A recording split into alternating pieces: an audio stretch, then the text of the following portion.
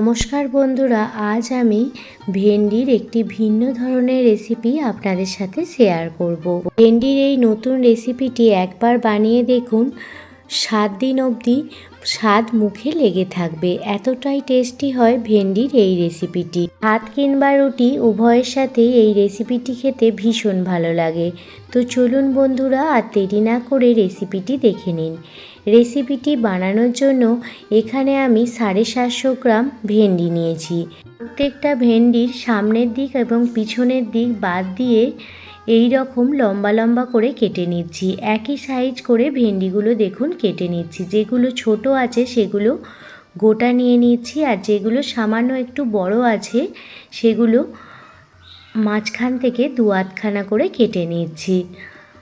একই সাইজ করে ভেন্ডিগুলো কেটে নিলে রেসিপিটি খেতে বেশি ভালো লাগবে। এই রেসিপিটিতে ভেন্ডিগুলো এই রকম একটু বড় বড় কাটতে হবে।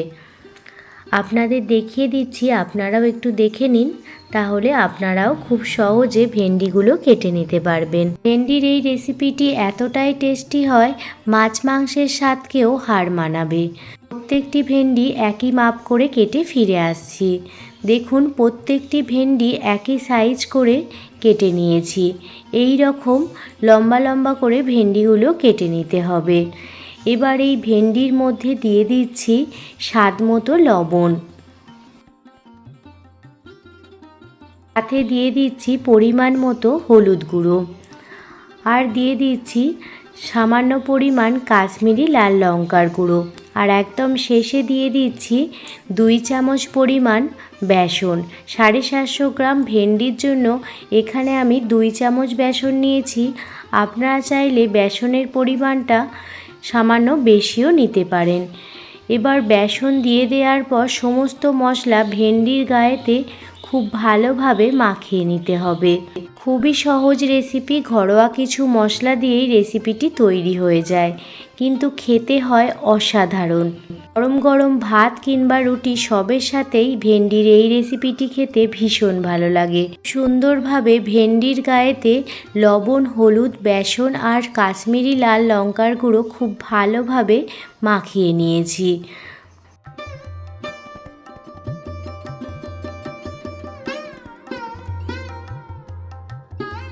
এবার রান্নাটি করার জন্য গ্যাসের ওভেন জ্বালিয়ে কড়াই বসিয়ে দিয়েছি।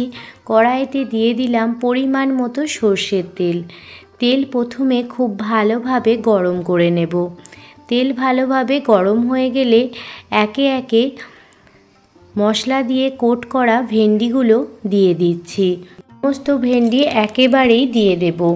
গ্যাসের ফ্লেম লো রেখে 4 থেকে 5 মিনিট ভেন্ডিগুলো খুব ভালো করে ভেজে নেব। আপনারা তো ভেন্ডির অনেক রকম রেসিপি খেয়েছেন, একবার হলেও এইভাবে বানিয়ে দেখতে পারেন। সবাই দেখবেন খুব পছন্দ করবে।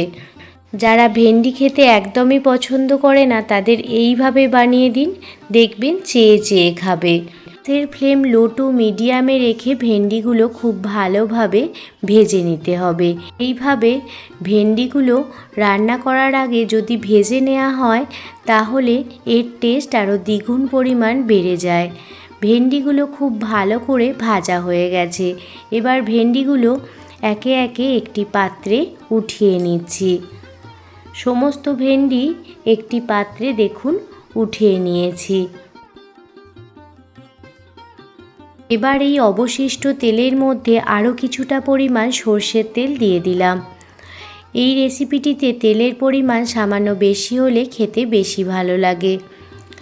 তেল ভালোভাবে গরম হয়ে গেলে এর মধ্যে 2টো তেজপাতা, একটি শুকনো লঙ্কা আর অল্প পরিমাণ কালো জিরে ফোড়নে দিয়ে দিলাম। প্রথমে ফোড়নটা খুব ভালোভাবে ভেজে নিতে হবে। ফোড়ন থেকে যখন একটি মিষ্টি সুগন্ধ বের হতে শুরু হবে তখন 3টে মিডিয়াম সাইজের পেঁয়াজ মিক্সার গ্রাইন্ডারে পেস্ট বানিয়ে নিয়েছি, আর সেই পেস্টটাই দিয়ে দিলাম। এখানে পেঁয়াজের পেস্ট দিলেই খেতে বেশি ভালো লাগবে। সমস্ত রকম বাটা মশলা দিয়েই আজকে এই ভেন্ডি রেসিপিটি তৈরি করব। পেঁয়াজ ভালোভাবে ভাজা হয়ে গেলে এর মধ্যে আদা, কাঁচা লঙ্কা আর রসুনের পেস্ট দিয়ে দিলাম, আর সাথে 2টো টমেটো পেস্ট করে দিয়ে দিয়েছি। এখানে টমেটোর পরিমাণটা একটু বেশি দিতে হবে, কারণ টক মিষ্টি খেতে হলেই এই রেসিপিটি বেশি ভালো লাগবে। সমস্ত মশলা ভালোভাবে কষিয়ে নেব। গ্যাসের ফ্লেম লো টু মিডিয়ামে রেখে মশলাটি কষিয়ে নেব। দেখতেই পাচ্ছেন খুব বেশি তেল কিন্তু আমি দিইনি, আপনারা চাইলে এর থেকে বেশি তেলও দিতে পারেন। কিছুক্ষণ মশলাটা কষিয়ে নেওয়ার পর এর মধ্যে দিয়ে দিচ্ছি 1 চামচ পরিমাণ হলুদ গুঁড়ো, 1 চামচ পরিমাণ কাশ্মীরি লাল লঙ্কার গুঁড়ো, স্বাদ মতো লবণ দিয়ে দিচ্ছি, স্বাদের ব্যালেন্সের জন্য সামান্য পরিমাণ চিনি দিয়ে দিচ্ছি। সাথে দিয়ে দিচ্ছি 1 চামচ পরিমাণ ধনিয়া গুঁড়ো আর 1 চামচ পরিমাণ জিরে গুঁড়ো। সমস্ত মশলা দিয়ে দেওয়ার পর ভালোভাবে কষিয়ে নিতে হবে যতক্ষণ না পর্যন্ত চারপাশ থেকে তেল ছাড়তে শুরু হয়ে যায়। যখন মশলাটা প্রায় কষানো হয়ে এসেছে তখন মিক্সার গ্রাইন্ডারে ধুয়ে সামান্য জল দিয়ে দিলাম, যাতে মশলাটা নিচ থেকে পুড়ে না যায়। অল্প অল্প পরিমাণ জল দিয়ে মশলাটা কষিয়ে নিতে হবে। এবার ভেজে রাখা ভেন্ডিগুলো দিয়ে দিলাম। ভেন্ডির সাথে মশলাটা 2 থেকে 3 মিনিট ভালোভাবে কষিয়ে নেব, যাতে ভেন্ডির ভিতর মশলাটা খুব ভালোভাবে ঢুকে যায়।